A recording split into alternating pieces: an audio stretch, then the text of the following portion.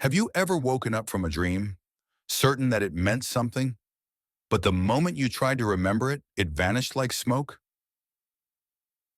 What if your dreams are speaking to you, but in a language you've simply forgotten how to understand? For thousands of years, humans believed that dreams were messages from gods, from the subconscious, even from the future. But what if they're more like a code written in symbols, a secret alphabet of the mind? When you fall asleep, your brain doesn't rest. It begins to translate. All the emotions, memories, and unfinished thoughts of your day are rewritten in this symbolic language, the language of dreams. A falling sensation might not be about falling at all. It could be your brain showing you a loss of control. Being chased? Maybe you're running from a decision, not a person. Your mind doesn't use words in dreams.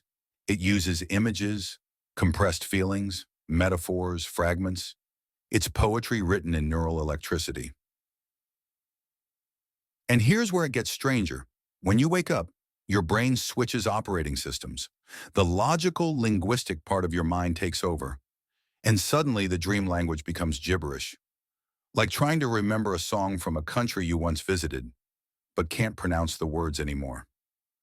Scientists call this state-dependent memory. The brain stores dream information in a different state than your waking consciousness. So when you wake up, the translation key is gone.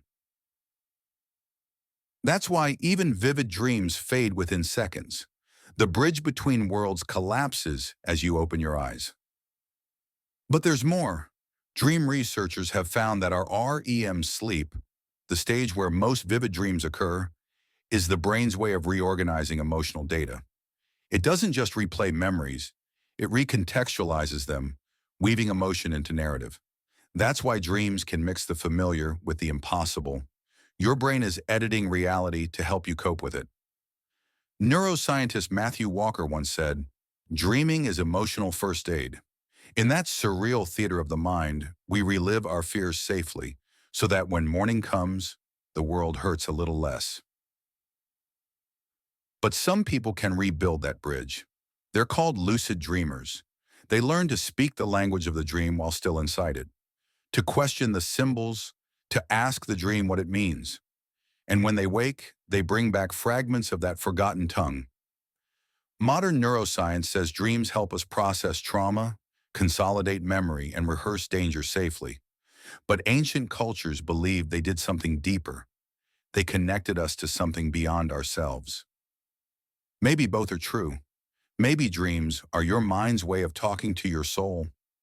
And the reason they fade isn't because they're meaningless, but because your waking self isn't fluent anymore. So the next time you wake from a dream, don't just dismiss it, write it down before it fades. Even fragments, symbols, colors, faces, are pieces of that ancient code. Because perhaps, hidden in that forgotten language, your subconscious is still trying to say one thing. You've simply stopped listening. Subscribe, and let's keep unveiling what lies beneath.